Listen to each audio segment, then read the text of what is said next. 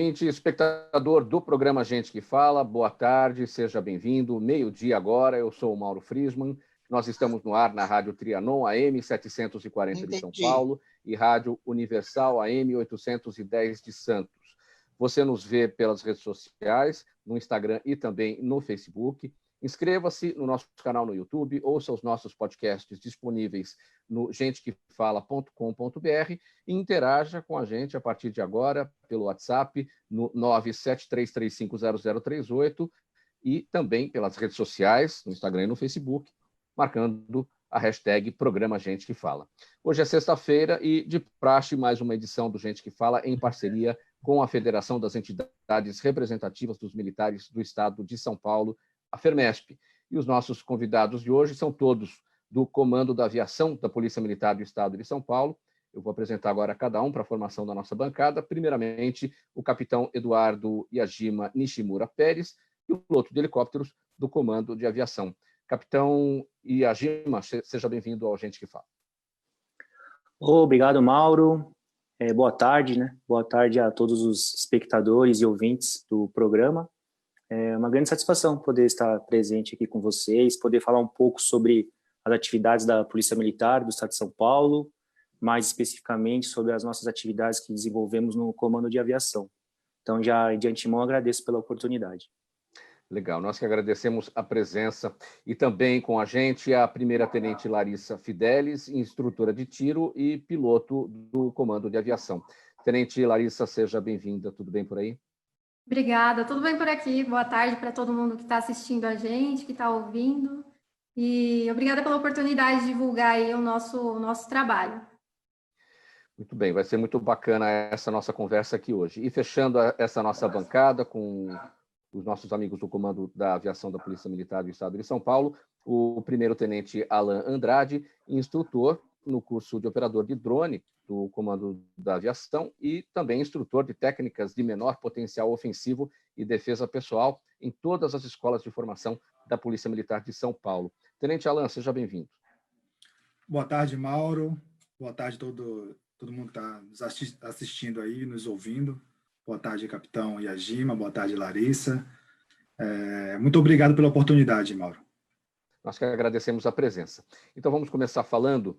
Olha, pessoal, em novembro de 2018, o governo de São Paulo assinou o decreto número 63.784, que deu uma nova designação ao grupo ou ao grupamento de rádio patrulha aérea João Negrão, que passou a se chamar, naquele momento, de Comando de Aviação da Polícia Militar João Negrão, destinado aos exercícios das missões aéreas da Polícia Ostensiva e preservação da ordem pública. E ao Comando da Aviação da Polícia Militar cabe o exercício exclusivo das operações com aeronaves tripuladas e o emprego de aeronaves remotamente pilotadas. Capitão Yajima, antes da gente falar do trabalho executado, das atribuições de vocês, de cada um dentro do comando, acho que a gente precisa primeiro ir para a história. O comando o Comando da Aviação da Polícia Militar se chama João Negrão, que é uma figura muito importante dentro dos quadros da Polícia Militar ao longo da história, e é com ele, com essa história, que a gente precisa começar. Quem foi João Negrão exatamente, capitão? Então, Mauro, é realmente importante a gente aproveitar para contextualizar, né? A gente precisa voltar um pouquinho antes, explicar um pouco do início, né, da aviação na força pública, né, nossa Polícia Militar a gente atual. vai voltar uns 90 anos, mais ou menos, aí, né, para falar. Por aí, para falar dele, sim, mas é bom contextualizar, Mauro, mostrando que a Escola de Aviação da Força Pública já tinha sido criada em 1913, né, onde o João Negrão se formou aviador, por exemplo, né.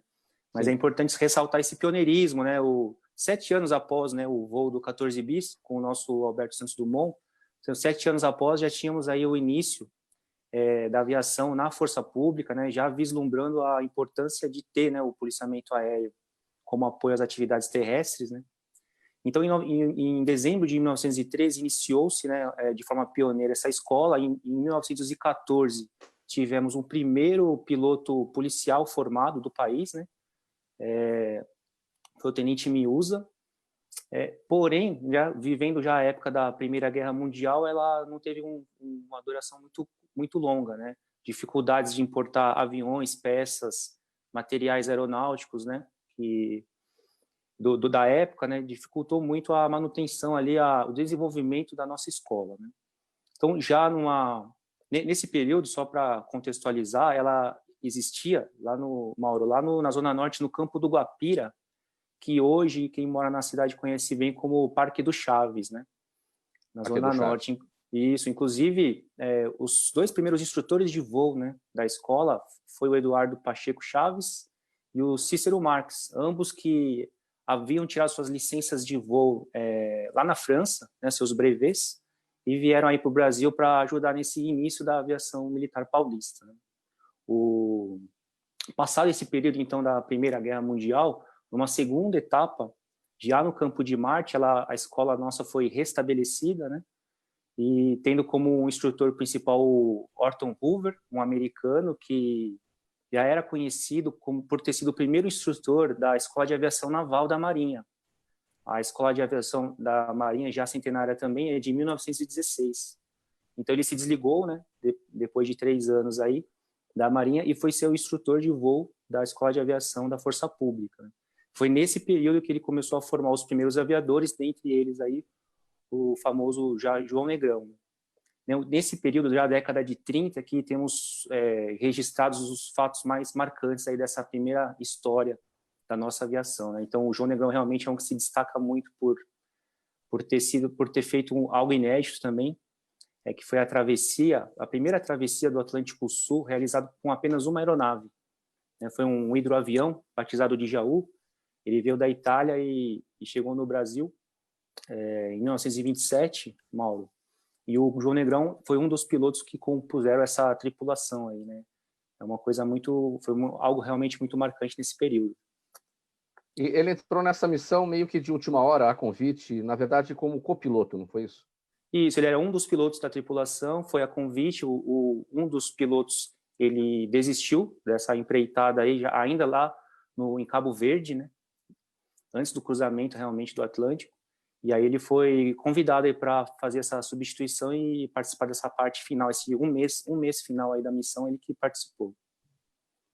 E essa missão teve como ponto de partida, ele saiu daqui, né? Foi até Cabo Verde, não é isso? Num navio. E a partir de lá ele assumiu o trabalho dele na aviação, tripulando este hidroavião chamado Jaú. Isso mesmo, ó. A história ela é relatada até em livro, né? Numa obra literária, porque tem histórias de sabotagem, né? Para não ser realmente não ficar marcado na história como esse fato inédito, né? Então eles tiveram que enfrentar vários tipos de dificuldades, mas venceram todas aí e conseguiram concretizar essa missão. Agora, deixa eu conversar com a Tenente Larissa. Tenente, quanto tempo na Polícia Militar e sempre no comando da aviação? Seu microfone fechado, Larissa. Pronto. Então, eu estou há 10 anos na Polícia Militar, mas só desde 2016 que eu estou no comando de aviação, foi quando eu comecei. A gente tem um período aí de formação e para poder realizar o concurso. Então, necessariamente, você tem que estagiar aí depois que você saiu da formação da Academia de Polícia Militar do Barro Branco. E aí, 2 anos após a formação, você pode prestar o concurso.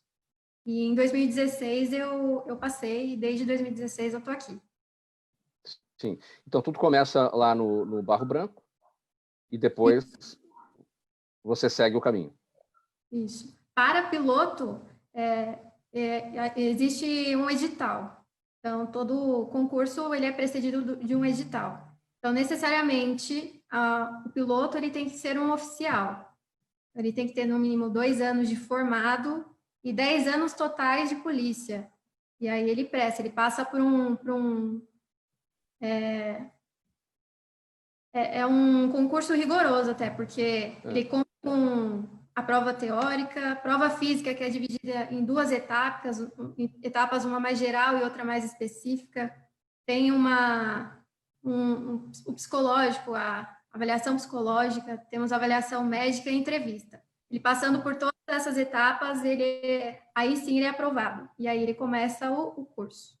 Tá, e como é que surge a sua ideia, a sua vontade de se tornar piloto no comando de aviação da Polícia Militar?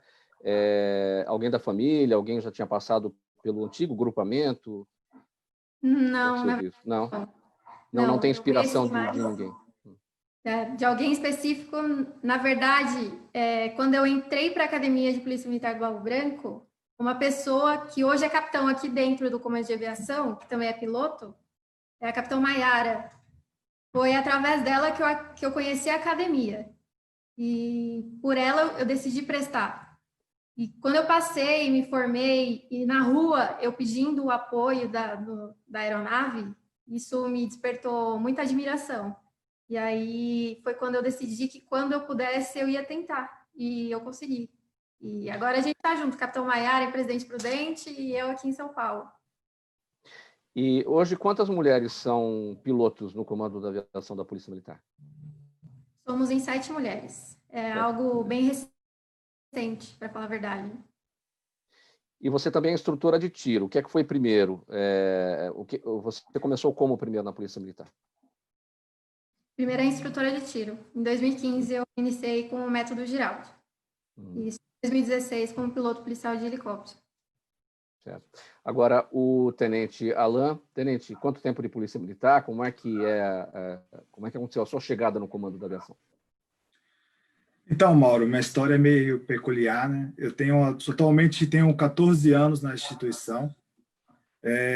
Pelo sotaque, pode ver que eu sou oriundo de Salvador, sou baiano, vim para São Paulo, e onde eu conheci a Academia do Barro Branco e decidi prestar. Ingressei na Academia do Barro Branco e estou na aviação desde 2016. Sou da mesma turma da Larissa, nós somos a mesma turma de pilotos. Ingressei em 2016 na aviação. Sempre tive o sonho, né, de ingressar no Águia, aí, no Comando de Aviação, referência no Brasil inteiro, assim como a nossa polícia, né? Então, me despertou, assim que eu entrei na Polícia Militar, já adquiri esse sonho de ingressar no Águia, já que meu pai é oriundo das Forças Armadas da Aeronáutica. Sim. E você é instrutor de operação de drone? Isso. Eu fiz o curso, né? Eu fui aluno também desse curso. Nós iniciamos o curso em 2016, o curso de formação de operador de drone. Eu tive o privilégio de fazer esse curso, me interessei bastante pela área e pelo o comando aí me concedeu também ser instrutor. Sou instrutor de operações práticas, né? De conceito e de teoria de voo. Sou instrutor do curso aí desde o ano passado. Tenho esse privilégio aí.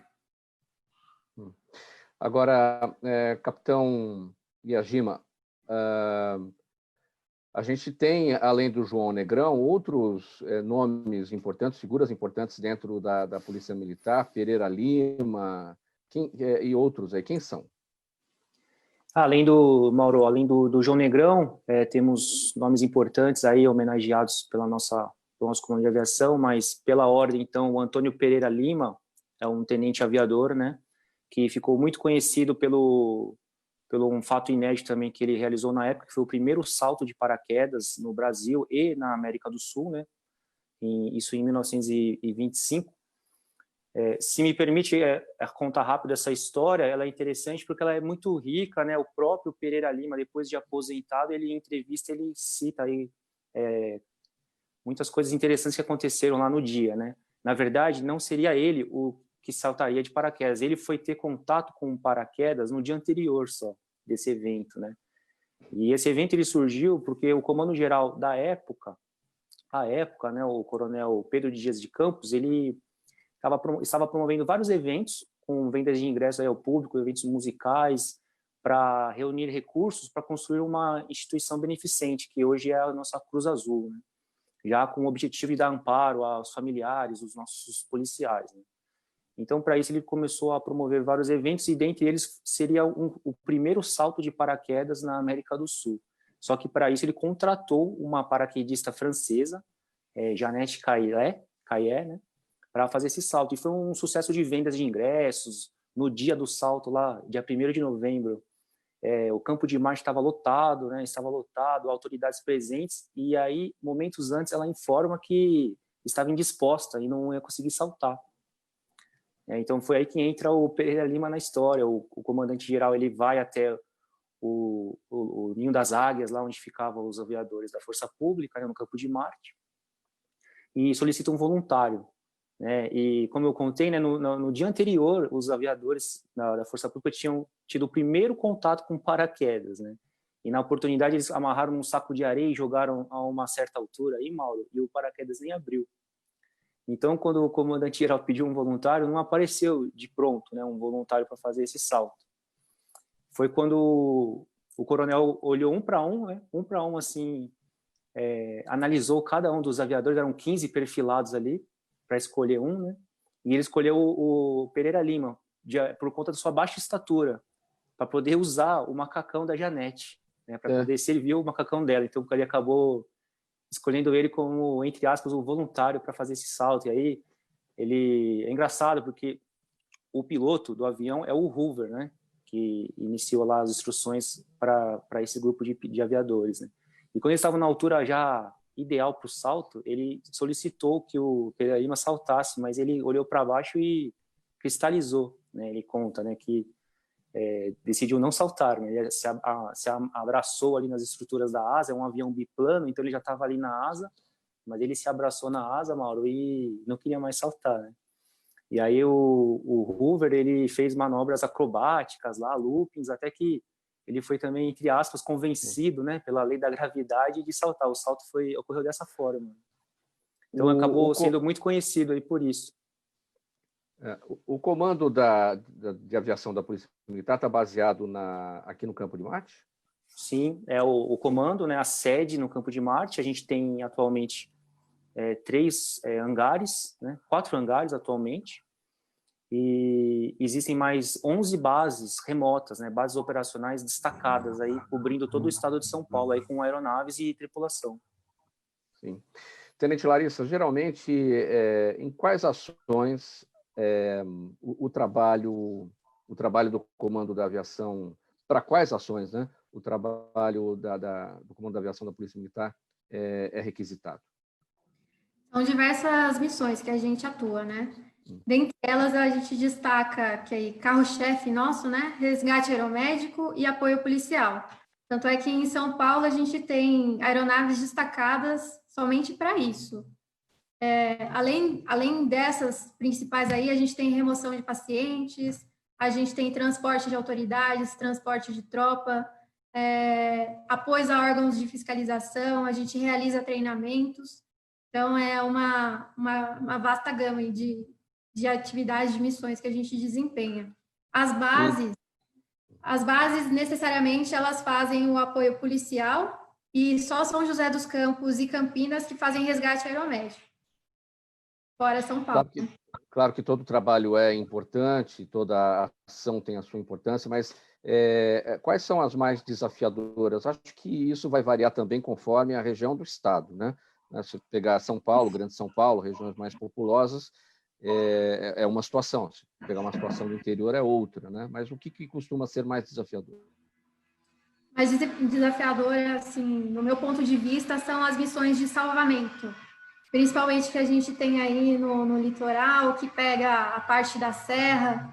Então, a pessoa perdida em mata, que às vezes se machuca e você não sabe exatamente onde ela está e qual a situação que ela se encontra. E isso exige um pouco mais, tanto da equipe, da tripulação, quanto da aeronave.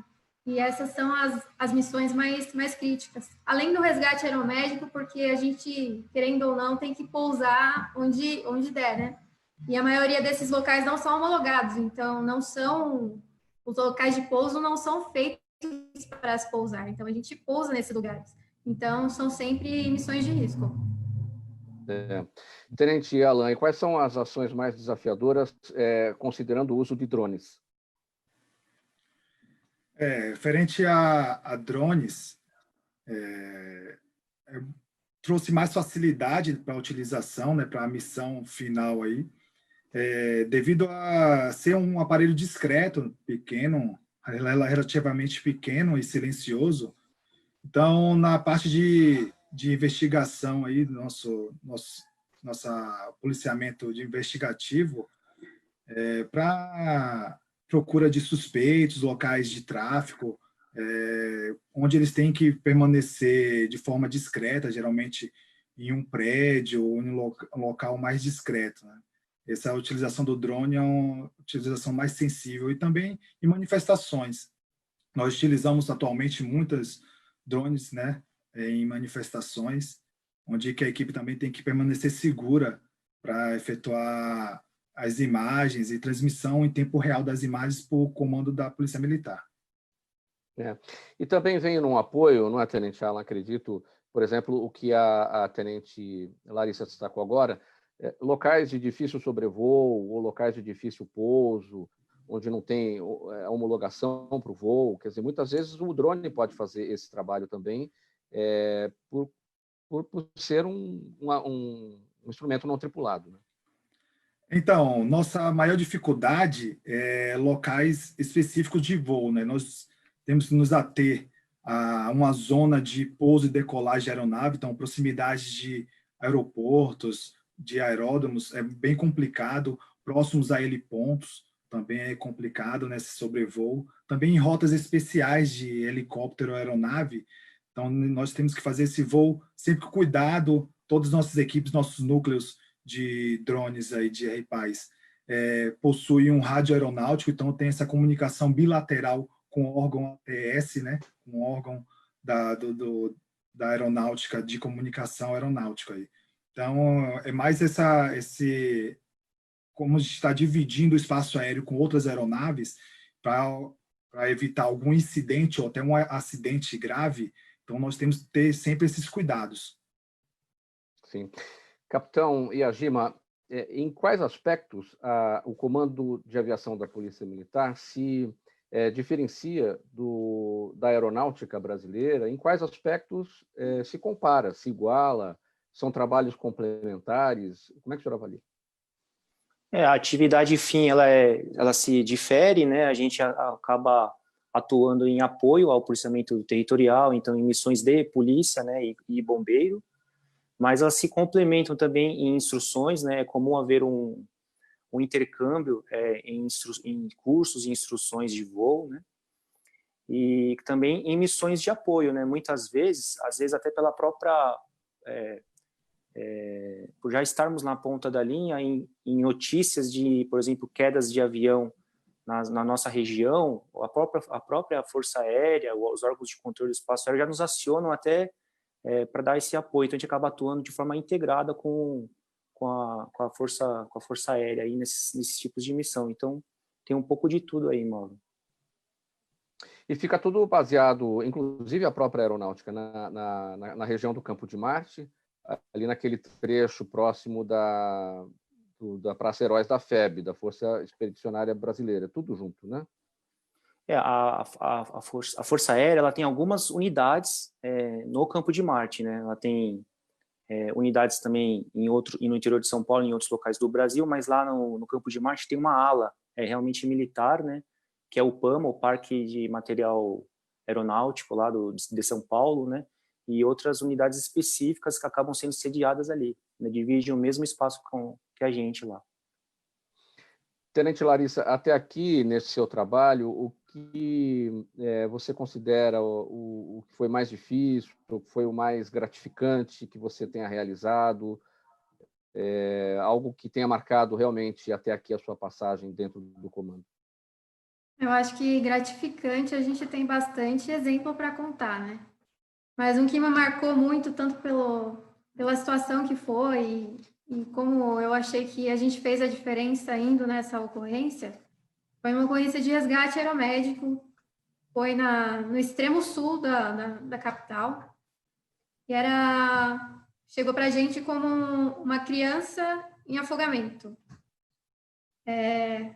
A gente saiu para a ocorrência, chegando no local da ocorrência, que era bem distante, não tinha chegado nenhum apoio ainda, nenhum bombeiro, ninguém. A gente foi a primeira equipe a chegar. A criança, eles estavam numa festa, a família estava numa festa, tinha uma piscina abandonada, e essa piscina aqui já estava suja por estar abandonada, a criança passando por perto caiu, pais viram muito depois, e ela foi retirada lá já com parada cardiorrespiratória.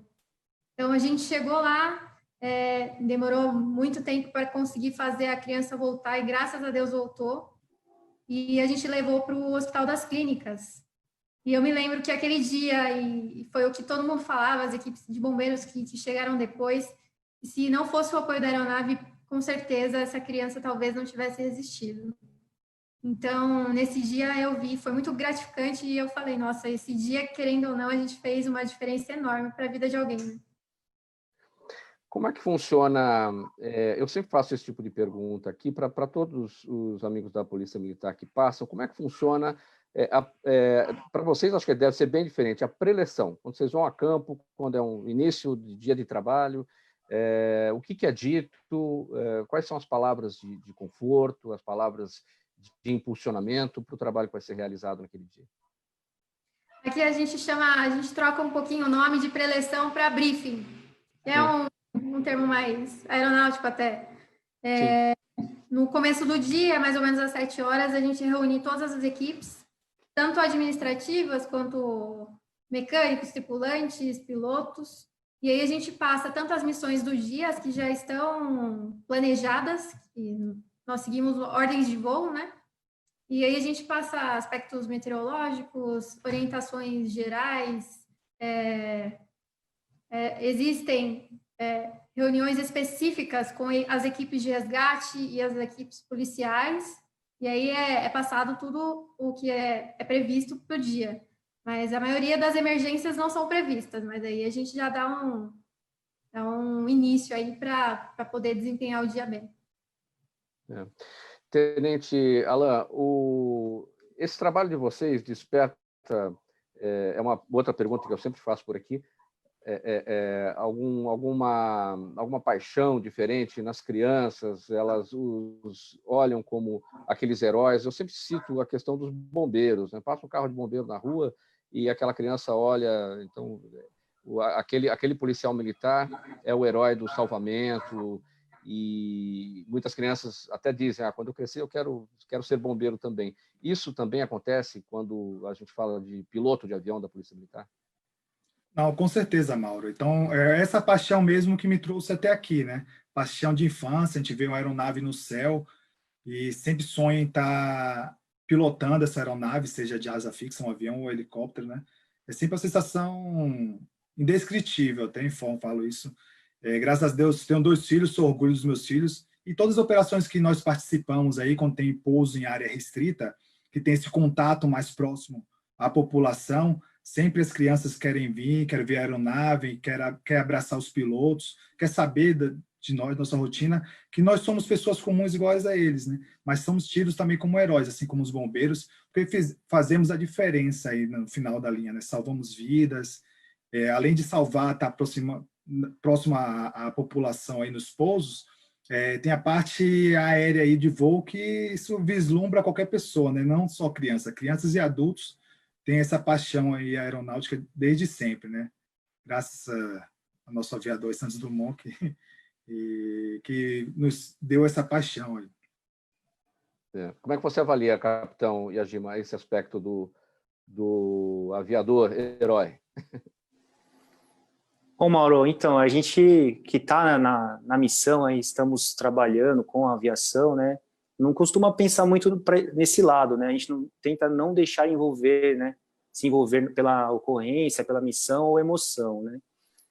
Mas é realmente gratificante quando, por exemplo, a gente atua em alguma missão e depois tem uma resposta, um feedback disso, por exemplo, um resgatado de uma ocorrência grave que aconteceu de eu presenciar um senhor que depois de mais de 30 dias no hospital, no dia da alta dele, ele já foi direto para o campo de Marte, nem passou em casa, foi direto para o campo de Marte para procurar a gente, agradecer, contar da história dele, né? E eu estava de serviço nesse dia, acabei promovendo esse encontro dele com um enfermeiro de bordo, que era o mesmo da ocorrência dele, então eles se conheceram, né? Então, realmente é gratificante, mas a gente que está nesse lado, a gente não costuma pensar dessa forma, né? Apenas fazemos a nossa parte aí da melhor forma possível.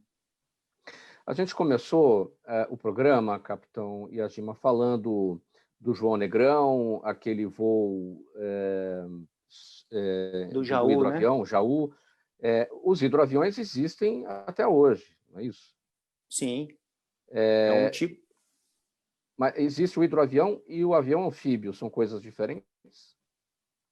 O anfíbio, ele tem capacidade, além de pousar e decolar da água, de pousar e decolar num campo de pouso, né? Seria híbrido, né? E o hidroavião, ele só É vai só na operar na água. água. Mas ambos aí existem para fins, inclusive até fins de aerodesporto, né? É muito comum encontrarmos aí. Agora, vocês são preparados para... cada um escolhe o seu tipo de aeronave ou vocês são preparados e vão ter que enfrentar qualquer tipo de situação? Os pilotos do Águia, eles, num primeiro momento, são todos formados no Esquilo, que é um modelo de helicóptero monoturbina, né?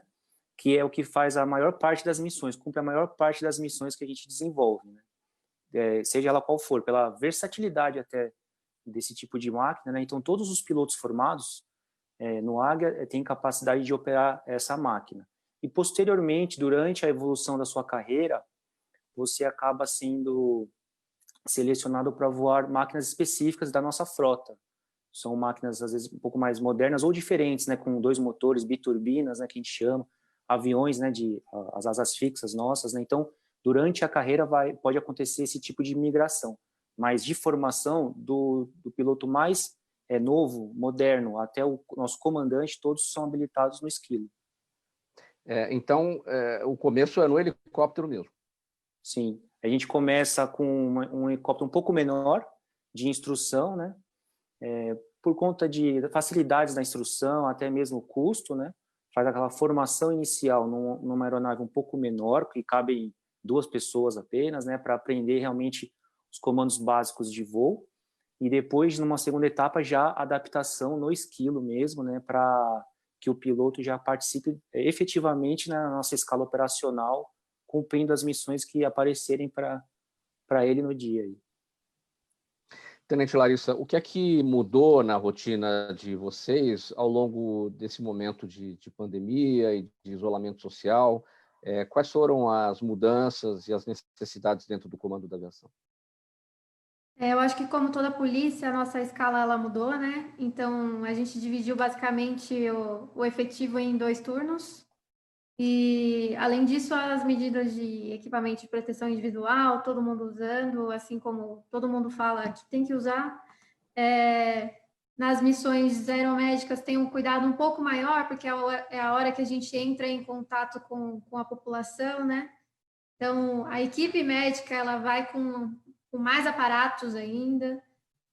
Nas divisões, a gente procura manter uma distância um pouco maior um do outro.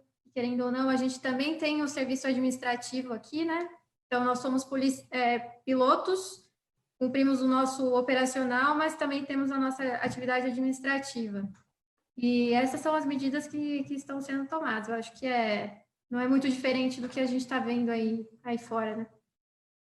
Eu fiz esse questionamento, Tenente Larissa, porque tem um problema atrelado a toda essa situação da pandemia e que a Polícia Militar vem vivenciando, que é o aumento, eu peguei esse assunto para dar um gancho aqui, que é o aumento da violência doméstica. E nós temos aqui uma atribuição hoje, a pedido do Departamento de Comunicação Social da PM, que nos pediu aqui para a exibição de um vídeo. Esse vídeo é produzido pelo Tribunal de Justiça Militar do Estado de São Paulo e que fala a respeito do que as mulheres devem fazer no caso de violência doméstica nesse momento aqui de pandemia, e a gente observa, a gente verifica o quanto os números têm aumentado nesse sentido. Eu vou pedir aqui para o Ricardo Godoy para exibir um pouquinho deste vídeo. Esse vídeo foi produzido sem... Você já tem disponível aí, Ricardo, para a gente... Ele foi produzido sem áudio, então eu vou aqui ler aqui um pouquinho. Este vídeo é sem som para a segurança de muitas mulheres. Se você está em casa com seu agressor, lembre-se que não está sozinha. E se você não está sofrendo a violência, compartilhe esse vídeo e ajude quem precisa. Em caso de agressão contra a mulher, há alguns telefones que você pode contatar. Aí o vídeo segue dizendo, por exemplo, do Disque 100 Nacional, São mulheres que aparecem nesse vídeo carregando cartazes com essas informações do caminho das pedras e como as mulheres vítimas da violência doméstica devem proceder. Eu não vou seguir com o vídeo aqui, até porque a nossa transmissão também é feita pela rádio e não tem condição de exibir um vídeo sem áudio, uma vez que a gente faz a transmissão pela rádio. Mas o vídeo vai nesse sentido, produzido pelo Tribunal de Justiça do Estado de São Paulo, e para que você tenha conhecimento, vá até as redes sociais, acesse as nossas páginas, siga as nossas páginas, o programa Gente que Fala, tanto no Facebook quanto no Instagram, vá ao nosso blog, gentequefala.com.br, o vídeo está disponível lá, obtenha todas as informações e se engaje nessa situação, denunciando mulheres que são vítimas, denunciando os agressores dessas mulheres que são vítimas da violência e ampliando esse trabalho desenvolvido pelo Tribunal de Justiça do Estado de São Paulo e que a gente trouxe ao ar aqui a pedido do Departamento de Comunicação Social da Polícia Militar. Agora, com o Tenente Alain, essa questão do drone também chama a atenção de muita gente por um aspecto de diversão. Muitos consideram operar um drone um passatempo, um brinquedo. Dá para comprar drones em lojas por aí. Quais são os cuidados para quem usa do drone para esse tipo de situação de lazer, de brincadeira? Como é que a gente deve lidar com isso? Então, Mauro, esse assunto é muito importante, né? Muitas pessoas têm, a partir da DJI aí em 2006, foi popularizado muito os drones, né? De forma recreativa.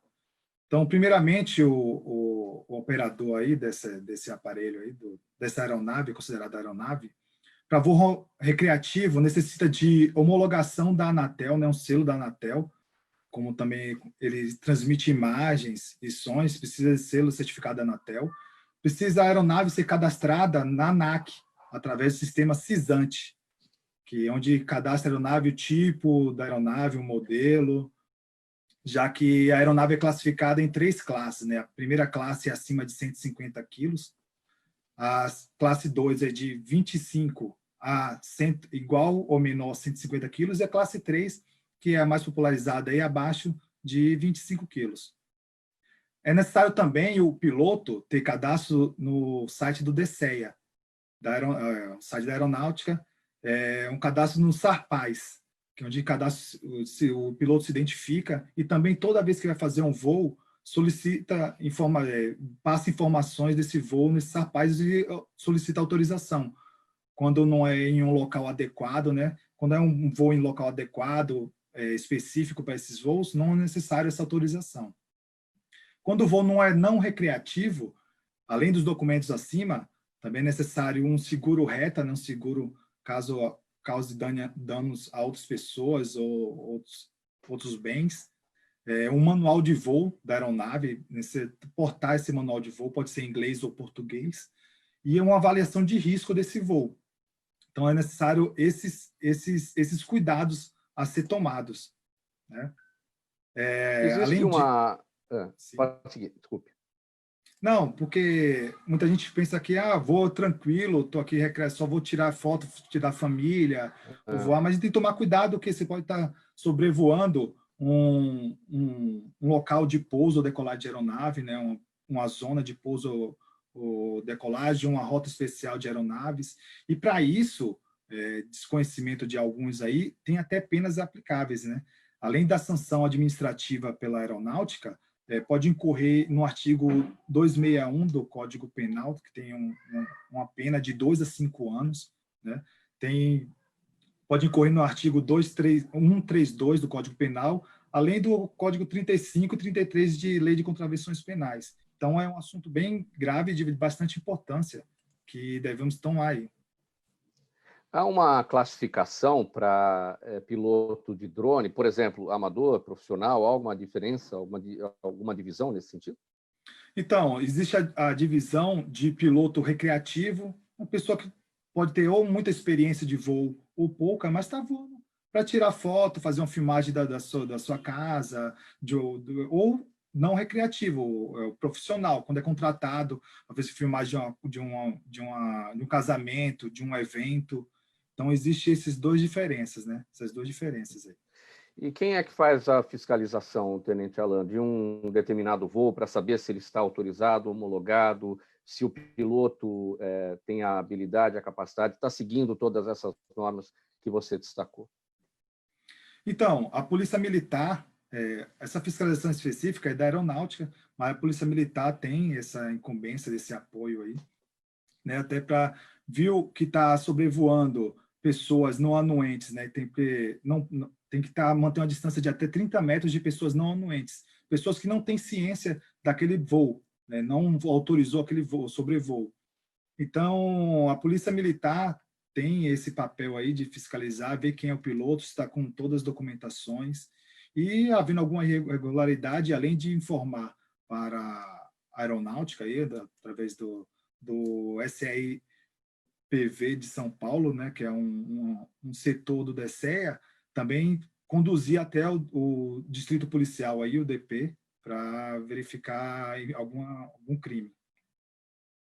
Falando um pouquinho mais de história, Tenente Ajima, o primeiro helicóptero da Polícia Militar foi o Águia Uno. O que a gente pode contar a respeito desse equipamento? O que de curioso ele trouxe naquele momento e em relação ao que existe hoje?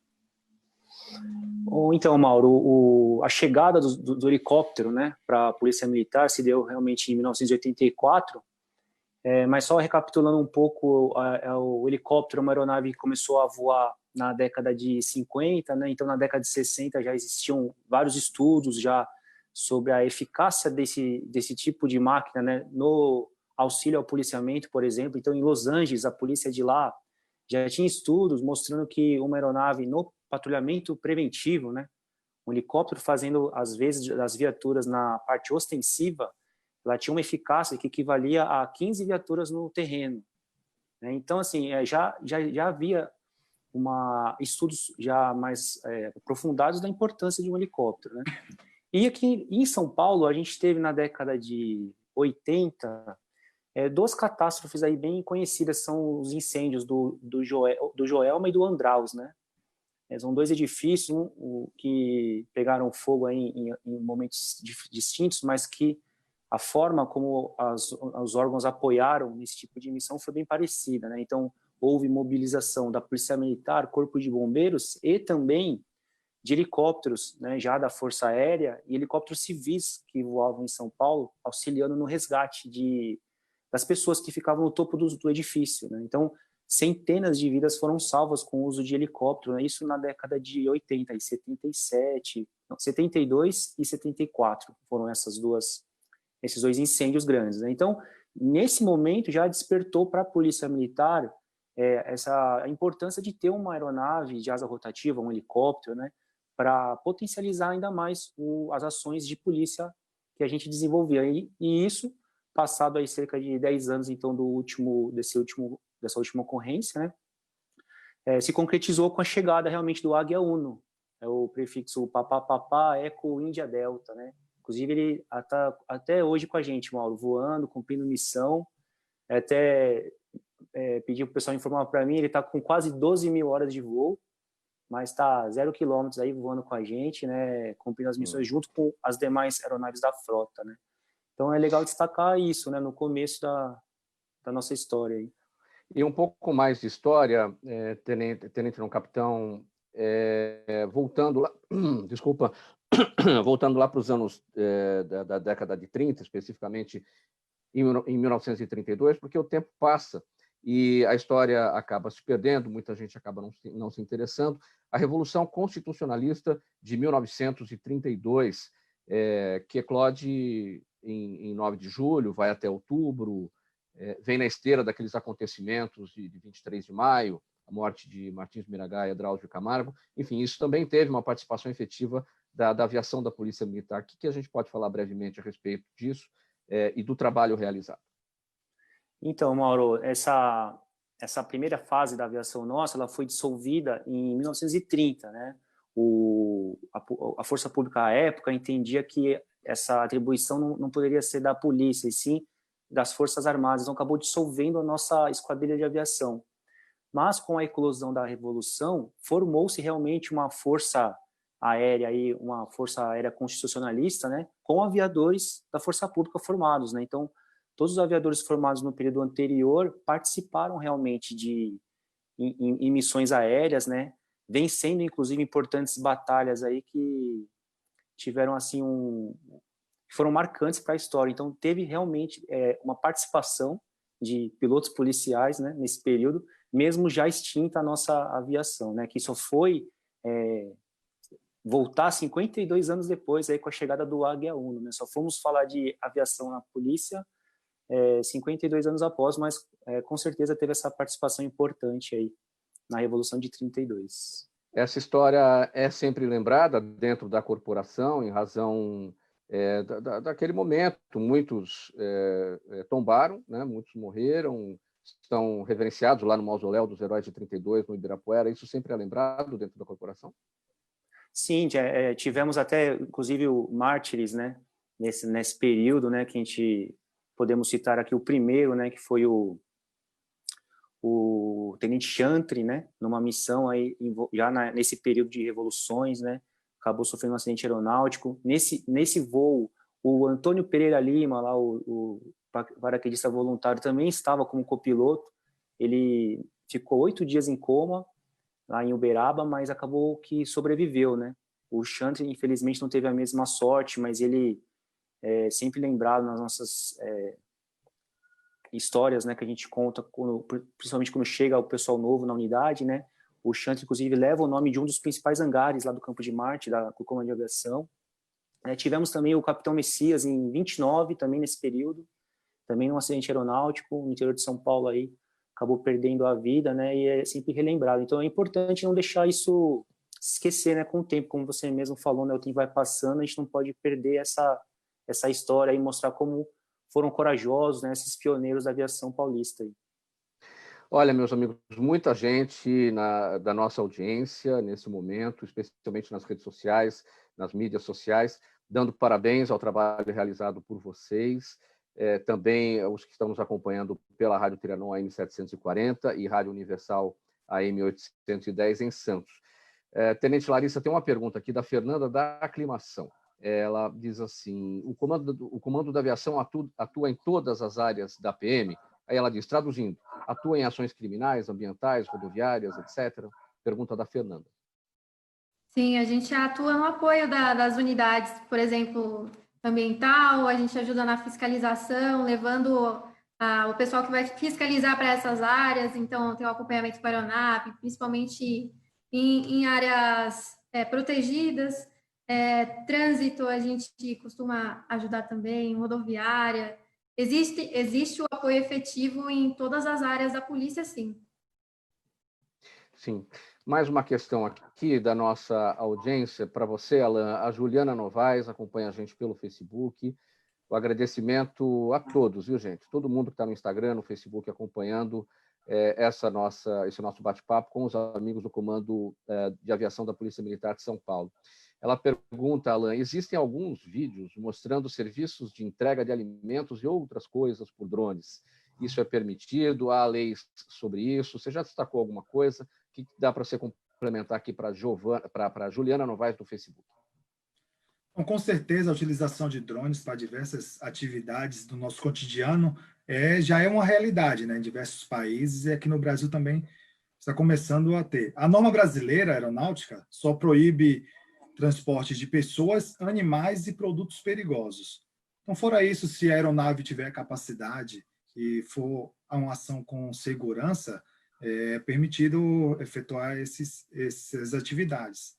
Então, a princípio, pessoas, animais e produtos perigosos não podem ser transportados pelo drone. Mas já tem transporte de órgãos realizados por drones, né? Transporte de bolsa de sangue, já tem notícias aqui no Brasil sendo efetuado na região norte, lá no Amazonas. Então, já é nossa realidade, né? A gente pensa meio que no futuro, mas atualmente já está muito avançado a questão de utilização dessas aeronaves remotamente pilotadas. No ano passado, chegaram os primeiros drones comprados pelo governo do estado aqui para São Paulo, que são usados pela Polícia Militar. Quais são as características desses drones em relação ao que existe mundo afora? São avançados, são bem adequados? Então, Mauro, atualmente, na Polícia Militar, cadastrado no nosso sistema, existimos cerca de 140 drones, né? Ano passado, no final do ano passado, recebemos 100, comprado o primeiro lote, foi o maior lote da América Latina, comprado por um órgão de segurança pública e um dos maiores do mundo. Então, a Polícia Militar do Estado de São Paulo foi pioneira nisso aí e realmente foi um investimento grandioso, né? Com o surgimento do programa DronePol aí pelo governo do Estado.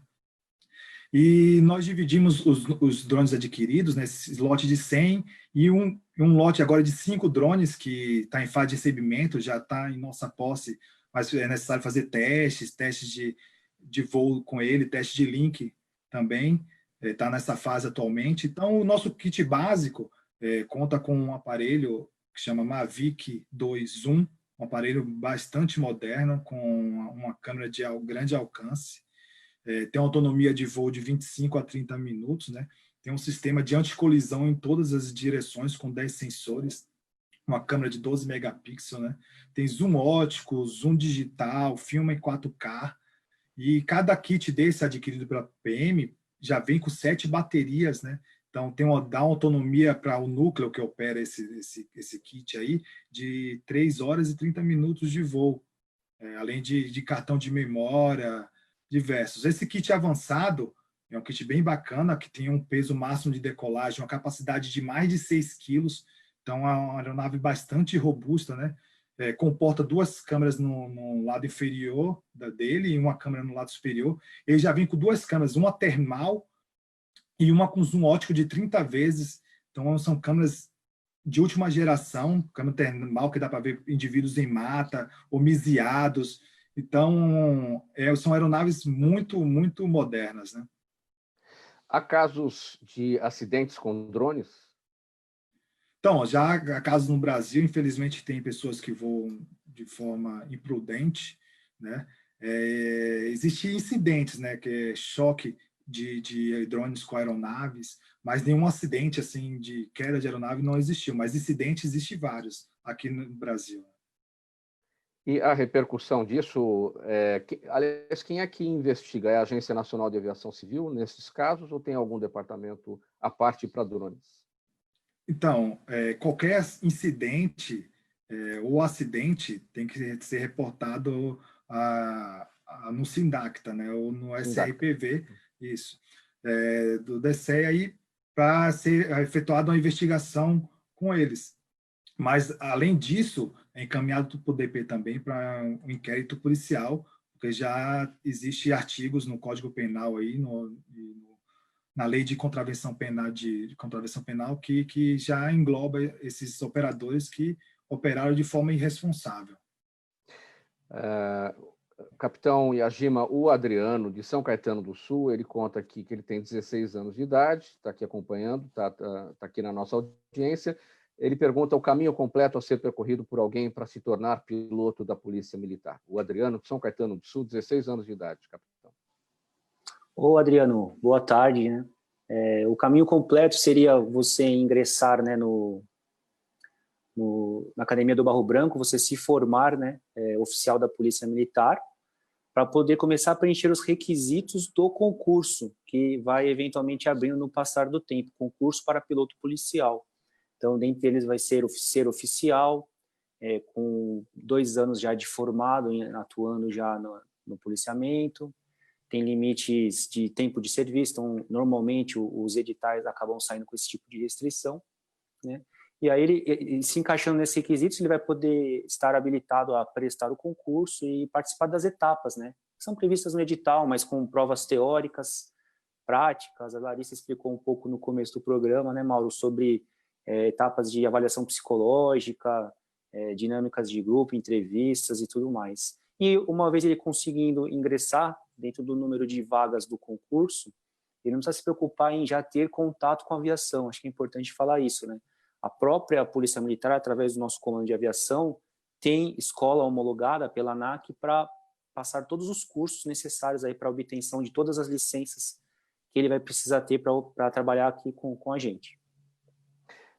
Ainda nesse sentido, Tenente Larissa, e em relação aos profissionais em outras funções, não só na pilotagem, mas mecânicos, tripulantes, em outras funções, o caminho das pedras é o mesmo? Tripulante operacional é bem parecido. Ele tem um curso específico e ele precisa ser, nesse caso, né, teve um edital também, e ele teria que ser soldado ou cabo. Muita gente também tem dúvidas se para entrar ele precisa ser policial militar, como no caso de mecânicos. Em todas as funções, a gente é exigido que seja policial militar. Então, para tripulante operacional, soldado e cabo, ele tem que ter 3 anos de formado e, no máximo, 15 anos de polícia. E aí também ele vai participar de algumas etapas do concurso e, passando, ele ingressa à unidade. Para mecânico, a gente não tem nenhum um processo seletivo específico. Então, ele precisa ser policial militar, ele precisa ter uma carteira, porque ele vai exercer a função de mecânico aqui de aeronaves, e ele realiza uma entrevista. Realizando essa entrevista e o pessoal avaliando a necessidade de trazê-lo, ele entra e começa a exercer a função aqui como mecânico. Então, há funções com a necessidade de ser cabo ou soldado na praça e funções destinadas ao oficialato, no caso, você como oficial, como tenente, e aí você pilota aviões. Existe essa diferenciação. Isso. Para tripulantes operacionais, eu tenho praça, cabo ou soldado, sargento saiu desse edital, não pôde. Piloto eu tenho que ser... Geralmente é tenente nesse tempo que nesse leque de 2 anos, a total de 10 anos de formado, geralmente ele é tenente. E para mecânico, ele tem que ser policial militar. Muito bem, aproveitando que você está com a palavra, Tenente Larissa, sua despedida, a sua mensagem final sobre a nossa conversa. Obrigada por quem acompanhou aí o que a gente tenha contado no Comando de Aviação. Tem bastante gente que tem dúvidas, não conhece direito o trabalho, mas vê bastante gente passando aí em ocorrência. Eu queria que vocês soubessem que uma forma de divulgação no nosso trabalho, um modo oficial aí, são as redes sociais. Então, o CAV-PM, ele tem uma rede social, tem o Instagram, então quem quiser conhecer mais e ver o dia a dia aí do nosso serviço, está lá. Obrigada aí por todo o carinho de vocês. Tenente Alan, sua mensagem final, brevemente. Ok, Mauro, quero agradecer a oportunidade de estar aqui divulgando um pouco do trabalho do Comando de Aviação. Trago um fraternal abraço aí do comandante, Coronel Paulo, e do subcomandante, Tenente Coronel Mantovani, para o senhor. Como meu assunto é drone, então peço para as pessoas serem conscientes ao pilotarem drone, vão atrás da legislação aí, a ICA 140, que vai entrar em vigor agora em julho, vai sair do forno agora, né? Tem resolução 242 da Anatel, tem a RBAC 94 da ANAC, aí. Então vão procurar se informar, voem de forma segura, porque existe imputações criminais quanto a isso aí, fora as sanções administrativas impostas pela aeronáutica. Então, mando um abraço aí pelos telespectadores aí, pelos ouvintes e quem está nos assistindo aí, e fique com Deus. Capitão Yajima, palavra final, bem brevemente. Ô Mauro, obrigado pela oportunidade, é um ótimo momento para a gente poder divulgar nosso trabalho, uma prestação de contas aí a todos, a sociedade, através de vocês. Então, pode contar com a gente aí quando precisar novamente, estaremos à disposição. Muito obrigado pela presença de vocês todos, nossos amigos do Comando de Aviação da Polícia Militar do Estado de São Paulo, nesta edição do Gente que Fala, em parceria com a Federação das Entidades Representativas dos Militares do Estado de São Paulo. O capitão Eduardo Yajima Nishimura Pérez, a primeira-tenente Larissa Fidelis e o primeiro-tenente Alan Andrade. E antes aqui do encerramento, a nossa chamada para o Gente que Fala Digital, a live que acontece todos os dias a partir das 6 horas da tarde, com a apresentação do jornalista Ricardo Godoy. Hoje, sexta-feira, 12 de junho, Dia dos Namorados, e o jornalista Ricardo Godoy, que comanda esse espaço para falar de cultura, de comportamento, de música, ele vai receber a cantora Sônia Presta, que vai homenagear todos os casais no dia de hoje. Portanto, a partir das 6 da tarde, no Instagram e no Facebook, para a nossa audiência acompanhar a cantora Sônia Presta com o comando do jornalista Ricardo Godoy. 1h em ponto, eu não tenho tempo mais aqui para a nossa despedida, para a leitura da ficha técnica, só o agradecimento a você pela audiência, um bom final de semana e até segunda-feira. Tchau, tchau.